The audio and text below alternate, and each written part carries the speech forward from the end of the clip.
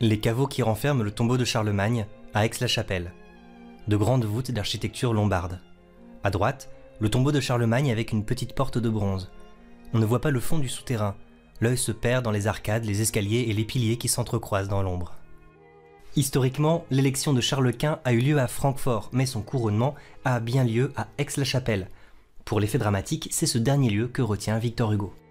Une fois à Aix-la-Chapelle, Don Carlos a découvert qu'une ligue se réunit dans les caveaux du tombeau de Charlemagne pour préparer son assassinat. Il s'y rend donc pour les surprendre et les arrêter. Bien sûr, il n'est pas seul. Don Ricardo l'accompagne à l'intérieur et le duc de Bavière reste à l'extérieur avec des soldats. Entre chaque scène, il y a un saut dans le temps. Clairement, Victor Hugo ne tient pas à faire tenir sa pièce dans l'unité de temps recommandée par les règles classiques. C'est ici que la Ligue s'assemble, que je vais dans ma main les tenir tous ensemble. Le lieu est bien choisi. Un noir complot prospère à l'ère des catacombes. Il est bon déguiser les stylets sur des tombes. Victor Hugo fait un clin d'œil aux spectateurs. C'est bien sûr le dramaturge lui-même qui a choisi ce lieu pour en faire le décor de son 4e acte. En même temps, Don Carlos s'inquiète de connaître le résultat de l'élection qui se tient à quelques kilomètres de là. Mais serais-je empereur seulement? Le collège à cette heure assemblée délibère. Que sais-je? Ils nommeront François Ier ou leur Saxon, leur Frédéric le Sage. Ah, Luther a raison, tout va mal, beau faiseur de majesté sacrée, n'acceptant pour raison que les raisons dorées.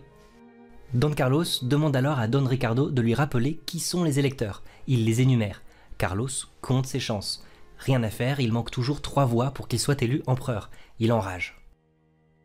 Il me manque 3 voix, Ricardo. Tout me manque. Oh, je donnerais Gand, Tolède et Salamanque. Mon ami Ricardo, 3 villes à leur choix, pour 3 voix, s'ils voulaient. Sitôt qu'ils auront fait l'empereur d'Allemagne, quel signal à la ville annoncera son nom? Si c'est le duc de Saxe, un seul coup de canon. 2 si c'est un Français. 3 si c'est votre Altesse. Don Ricardo laisse Don Carlos méditer seul devant l'entrée du tombeau de Charlemagne. C'est l'occasion d'un monologue où le roi s'adresse directement à l'empereur mort, une profonde méditation sur le pouvoir. L'expression lyrique des émotions d'un roi appelé à devenir empereur se mêle à une évocation épique de l'histoire qui fait déjà penser à la légende des siècles. Don Carlos seul. Charlemagne est ici. Comment, sépulcre sombre, peux-tu sans éclater contenir si grande ombre?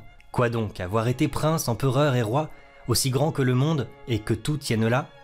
Si haut que soit le but où votre orgueil aspire, voilà le dernier terme? Oh l'empire, si je l'avais, au ciel, être ce qui commence, seul debout au plus haut de la spirale immense, voir au-dessous des rois, loin du fait où nous sommes, dans l'ombre, tout au fond de l'abîme, les hommes, c'est-à-dire une foule, une mer, un grand bruit, pleurs et cris, parfois un rire amer. Ah, si l'on regardait parfois dans ce flot sombre, on y verrait au fond des empires sans nombre, grands vaisseaux naufragés que son flux et reflux roulent et qui le gênaient et qu'il ne connaît plus.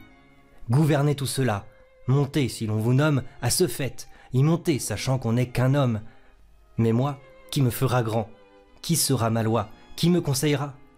Il tombe à genoux devant le tombeau. Charlemagne, c'est toi? Parle et n'aveugle pas ton fils épouvanté, car ta tombe sans doute est pleine de clarté. Il approche la clé de la serrure. Entrons.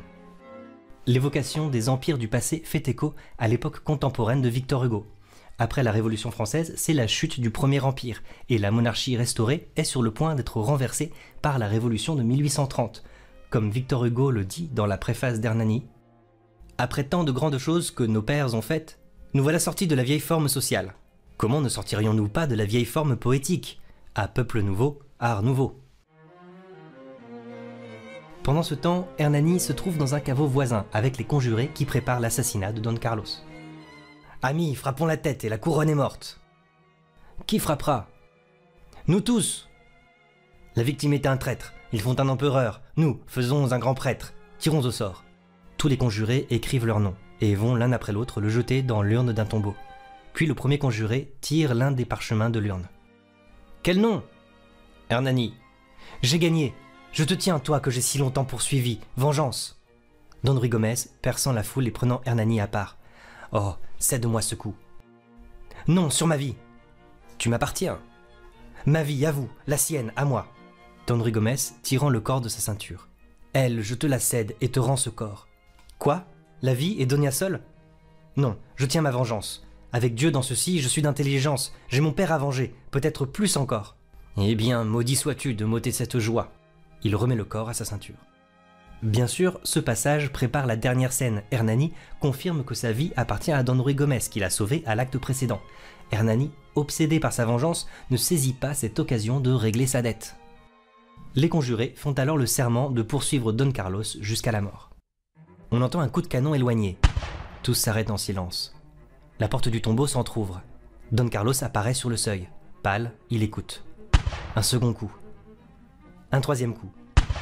Il ouvre tout à fait la porte du tombeau, mais sans faire un pas, immobile sur le seuil.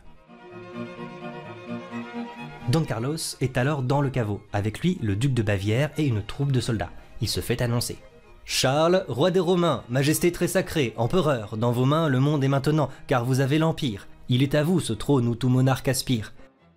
Frédéric, duc de Saxe, y fut d'abord élu, mais vous jugeant plus digne, il n'en a pas voulu. Venez donc recevoir la couronne et le globe. Le Saint-Empire, ô roi, vous revêt de la robe. » Don Carlos se tourne aussitôt vers les conjurés qui sont tenus en respect par les soldats. « Vous tous, que venait-on faire ici? Parlez. » Hernani faisant un pas. « Puisque mon front n'est plus au niveau de ton glaive, puisqu'il faut être grand pour mourir, je me lève.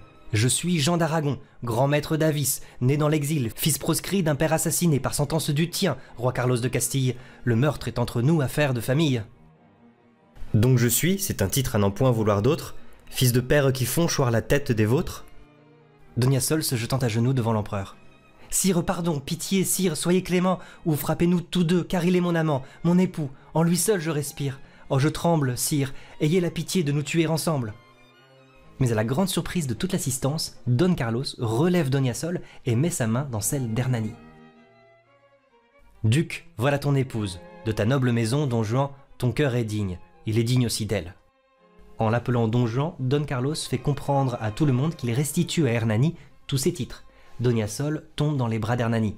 Mais ce n'est pas tout. Don Carlos annonce alors qu'il le fait chevalier. Hernani tombe à genoux et reçoit un collier d'or. « Par Saint-Étienne, duc, je te fais chevalier. » Il le relève et l'embrasse. « Mais tu l'as, le plus doux et le plus beau collier, celui que je n'ai pas, qui manque au rang suprême, les deux bras d'une femme aimée et qui vous aime. Ah, tu vas être heureux. Moi, je suis empereur. » Aux conjurés. « Je ne sais plus vos noms, messieurs. Haine et fureur, je veux tout oublier. Allez, je vous pardonne. C'est la leçon qu'au monde il convient que je donne. Ce n'est pas vainement qu'à Charles Ier, roi, l'empereur Charles Quint succède et qu'une loi change, aux yeux de l'Europe, orpheline et pleurée, l'altesse catholique en majesté sacrée. » On peut trouver que le passage manque de vraisemblance. En effet, comment les conjurés qui viennent de jurer la mort de Charles Quint peuvent-ils accepter cette décision ? En fait, Victor Hugo prépare très habilement cette série de coups de théâtre pour mettre en valeur la clémence de Charles Quint. Comme dans le Cinna de Corneille, les conjurés sont en réalité à la merci de l'empereur, dont le premier acte de pouvoir est un geste de clémence, d'autant plus fort symboliquement qu'il est justement peu vraisemblable. Mais contrairement à Cinna, ce n'est pas la fin de la pièce, c'est un faux dénouement. Il reste une ombre au tableau. Don Ruy Gomez est le seul personnage qui ne trouve pas son compte. Don Carlos, seul, s'incline devant le tombeau. « Es-tu content de moi? Ai-je bien dépouillé les misères du roi Charlemagne? Empereur, suis-je bien un autre homme? Puis-je accoupler mon casque à la mitre de Rome? Ah, j'étais seul, perdu, seul devant un empire, tout un monde qui hurle et menace et conspire. Je t'ai crié, par où faut-il que je commence? Et tu m'as répondu, mon fils, par la clémence. »